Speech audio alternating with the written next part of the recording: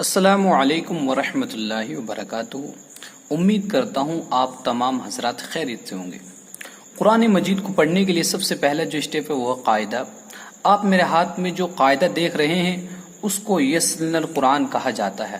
آپ کسی بھی اسلامی بک ڈپو پہ جائیے اور آپ اس کا نام لیجئے یا اس کا فوٹو دکھائیے، وہ آپ کو بآسانی دے دے گا۔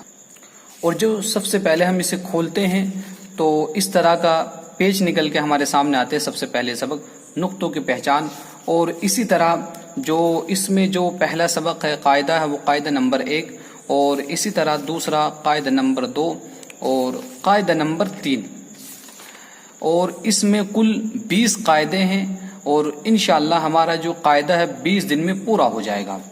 آج کا جو ہم چلتے ہیں اپنے اصل سبق کی طرف وہ ہے حروفوں کی پہچان۔ آپ اس بات کو ہمیشہ یاد رکھیں کہ قرآن مجید کو پڑھنے سے پہلے اعوذ باللہ من الشیطان الرجیم بسم اللہ الرحمن الرحیم پڑھنا چاہیے۔ آپ آئیے میرے ساتھ پڑھیں، اعوذ باللہ من الشیطان الرجیم بسم اللہ الرحمن الرحیم۔ آئیے اپنے اصل سبق کی طرف۔ اس کو الف پڑھا جاتا ہے، اس کو با کی پہچان یہ ہوتی ہے کہ با کے نیچے ایک نقطہ ہوتا ہے۔ تا کی پہچان یہ کہ تا کے اوپر 2 نقطے ہوتے ہیں۔ سا کی پہچان یہ ہے کہ سا کے اوپر 3 نقطے ہوتے ہیں۔ جیم کی پہچان یہ ہوتی ہے کہ جیم کے بیچ میں 1 نقطہ ہوتا ہے۔ ہا بالکل خالی ہوتا ہے۔ خا کی پہچان یہ کہ خا کے اوپر 1 نقطہ ہوتا ہے۔ دال بالکل خالی ہوتا ہے۔ زال کی پہچان یہ کہ زال کے اوپر 1 نقطہ ہوتا ہے۔ را بالکل خالی ہوتا ہے۔ زا کی پہچان یہ ہے کہ زا کے اوپر 1 نقطہ ہوتا ہے۔ سین بالکل خالی ہوتا ہے۔ شین کی پہچان یہ ہے کہ شین کے اوپر 3 نقطے ہوتے ہیں۔ صاد یہ بالکل خالی ہوتا ہے۔ زود اس کی پہچان یہ ہے کہ اس کے اوپر 1 نقطہ ہوتا ہے۔ تو یہ بالکل خالی ہوتا ہے۔ زو کی پہچان یہ کہ اس کے اوپر 1 نقطہ ہوتا ہے۔ عین یہ بالکل خالی ہوتا ہے۔ غین کی پہچان یہ کہ اس کے اوپر 1 نقطہ ہوتا ہے۔ فا کی پہچان یہ کہ فا کے اوپر 1 نقطہ ہوتا ہے۔ یہ بالکل با کے مشابہ ہے، لیکن جب تم اس کا جو شروعاتی لفظ ہے وہ موٹا ہوتا ہے تو تم اس کو پہچان جاؤ گے۔ کاف کی پہچان یہ کہ کاف کے اوپر 2 نقطے ہوتے ہیں۔ کاف یہ بالکل خالی ہوتا ہے۔ لام میم یہ بالکل خالی ہوتا ہے۔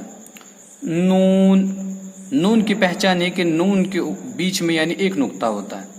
واو ہا تینوں ایک ہی ہیں لیکن شکل الگ الگ ہے، چہرہ ان کا الگ الگ طریقے سے لکھے جاتے ہیں۔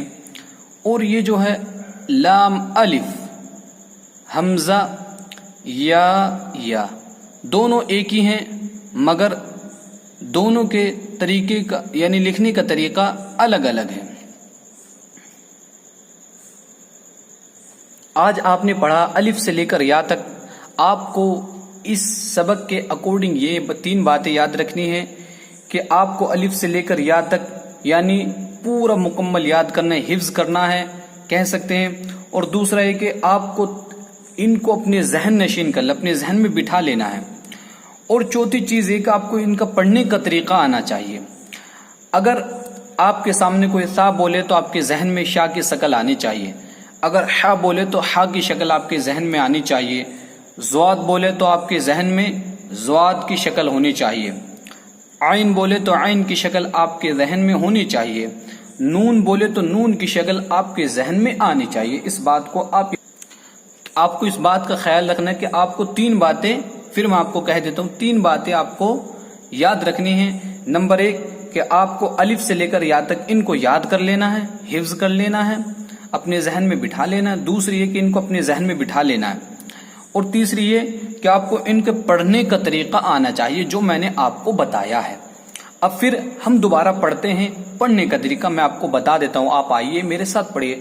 الف با تا ثا جیم حا خا دال ذال را ز سین شین صاد ضاد طا ظا عین غین فا قاف کاف لام میم نون واو ہا یہ تینوں ایک ہی ہیں لیکن ان کی شکل الگ الگ ہے۔ لام الف حمزہ یا آج ہم نے اتنا پڑھا، اور کل انشاءاللہ ہمارا سبق نمبر یعنی قاعدہ نمبر 1 کل ہم پڑھیں گے، اور ان کے پڑھنے کا بھی طریقہ بدل جائے گا۔ اسی طرح اگر آپ نے ان کو اچھی طریقے سے یاد کر لیا، اچھی طریقے ذہن میں بٹھا لیا، تو یقیناً آپ کو قاعدہ پڑھنے میں آسانی ہوگی، اور جب آپ کو قاعدہ پڑھنے میں آسانی ہوگی تو قرآن مجید کو آپ اچھی طریقے سے پڑھ سکتے ہیں، اچھے تلفظ کے ساتھ پڑھ سکتے ہیں۔ بس اسی پہ ہمارا سبق ختم ہوتا ہے۔ آپ کو کیا بات یاد رکھنی ہے؟ آپ کو اس کو حفظ کر لینا ہے، ذہن نشین کر لینا ہے، اور پڑھنے کا طریقہ آپ کو اس کا آنا چاہیے۔ بس آج کا ہمارا یہ سبق ختم ہوتا ہے۔